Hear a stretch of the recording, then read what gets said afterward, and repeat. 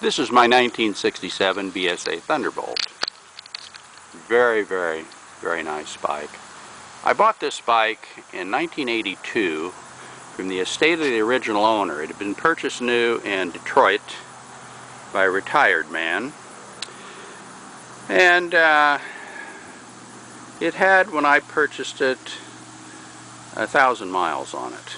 It now has around 5,000 miles on it. I've ridden it sparingly. It's actually all original, except I finally, about 3 years ago, had a local fellow who is an exceptionally good painter redo the blue paint on it, because the original paint was a translucent blue over silver. And when I bought the bike, I had no idea how fragile that paint was, and I waxed it, and the paint began coming off, and eventually it had rub spots all over it where it had rubbed through the blue. Not terrible. I bought some of the original paint, had it shipped from England, to put the silver and the blue back on it, and the body guy just refused to do it. He said it's just a terrible thing and it would be coming off again. So I let him mix what matched the color and mix a domestic paint, and it's wonderful. Just absolutely a gorgeous paint job. This bike has a single monoblock carburetor on it. You can see it's all original. I would start it, but I did not have a battery in it, and of course over the winter I always drain the tank in the thing and whatnot. I can't think of a thing that's ever really been a problem on this bike. I believe it still has the original points in it. In fact, I'm sure it does, and it'll fire up on the first kick. It just really runs great.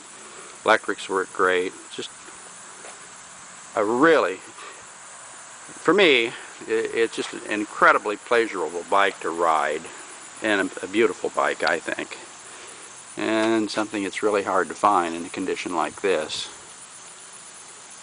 Who knows what I'll do with it. As I say, I've had it all those years, and I don't really ride much anymore.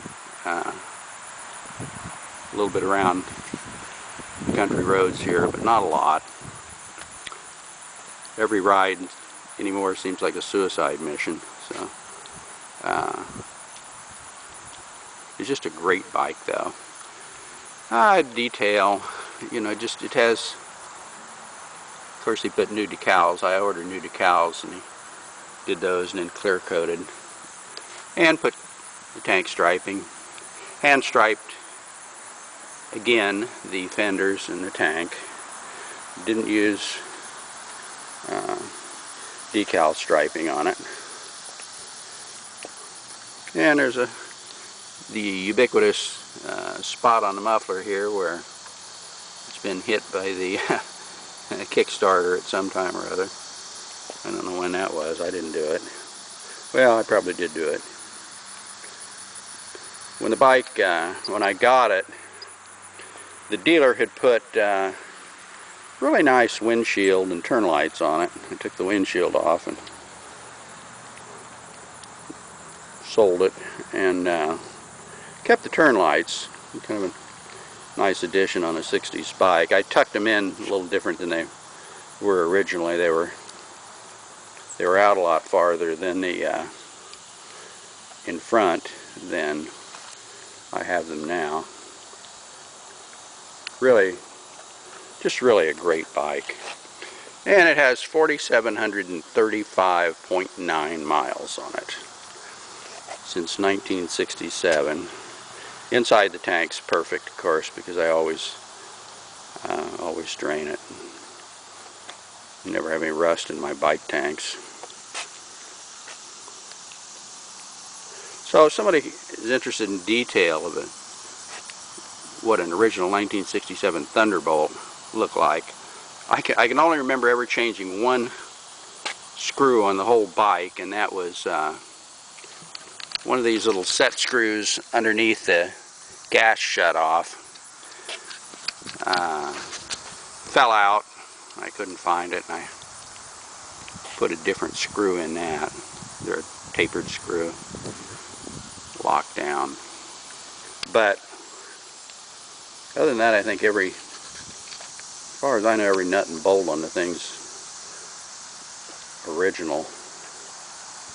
It's just an absolutely great bike, and a great looking bike, and a great riding bike. And the heyday of British bikes, to me, at my age, a different heyday in the 20s and 30s and 40s, I guess. But when I came along, those bikes weren't running too well. Thunderbolt Power 650, single carb BSA, amazing the way it rides. I had a new W650 Kawasaki, and I was moving and didn't have enough room for both bikes, and I let one of the neighbors ride them both and said, what should I keep? And he said, absolutely keep this bike and sell the Kawasaki.